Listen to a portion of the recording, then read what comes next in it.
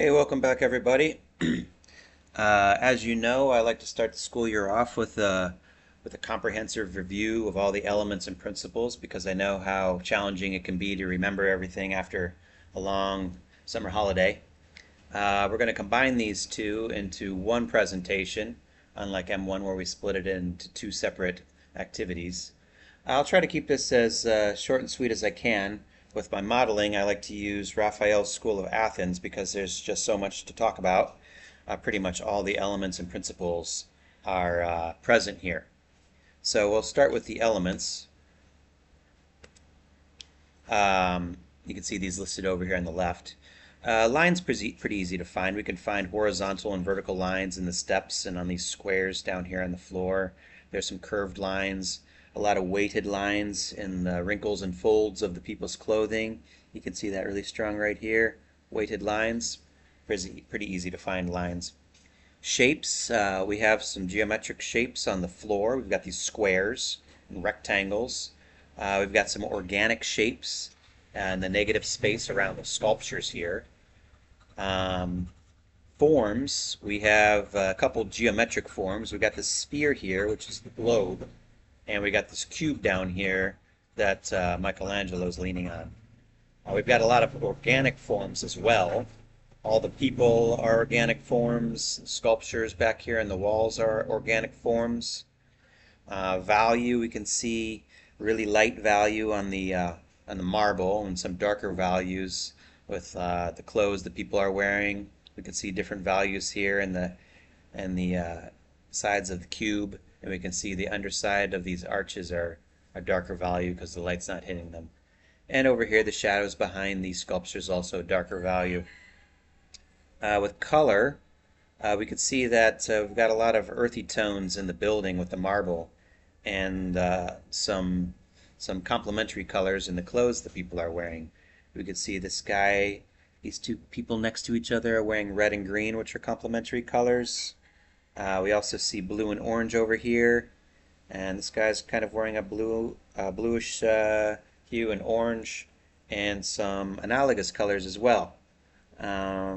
We've got blue and green here, and complementary colors we see in the center. We've got red, yellow, and blue.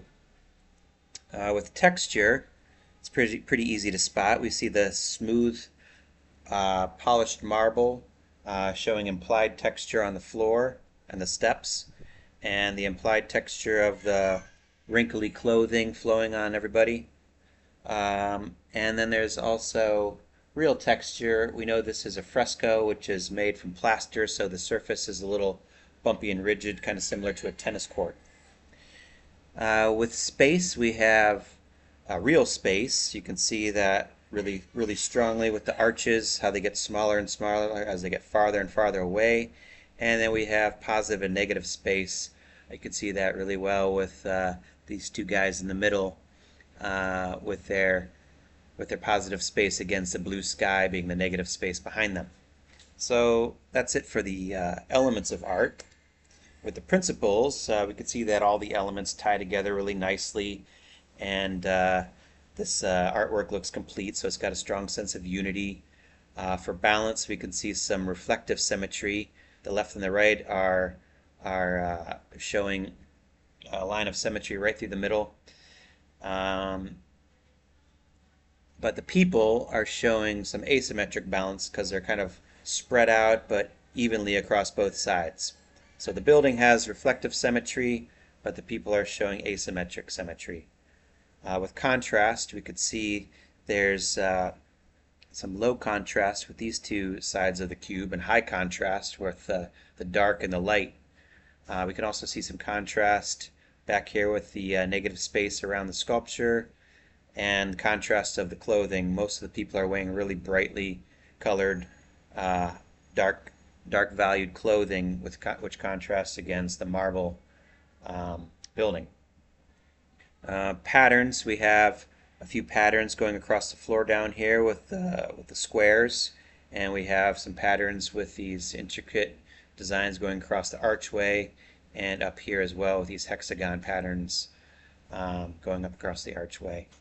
Rhythm is a little bit harder to spot. the closest thing I can find to rhythm is these flower designs that go across the archway above in here. How they kind of repeat, but they change a little bit each time. Movement. There's the compositional movement, the way your eye kind of moves around the artwork. And then there's actual movement. The closest thing I can find to this is the way this guy's raising his arm up over here. You don't really see anything else like drastically moving in the artwork. With proportion, that kind of ties together a little bit with real space. We can see the proportion of the arches getting smaller and smaller as they get farther and farther away. People as well. There's proportion with this guy Michelangelo sitting on the bottom step and these guys back here a little bit farther away, slightly smaller. And emphasis. I think the emphasis is mostly in these two guys because they're right in the center. They have the contrast with their heads against the sky, and they stand out because they're right in the middle.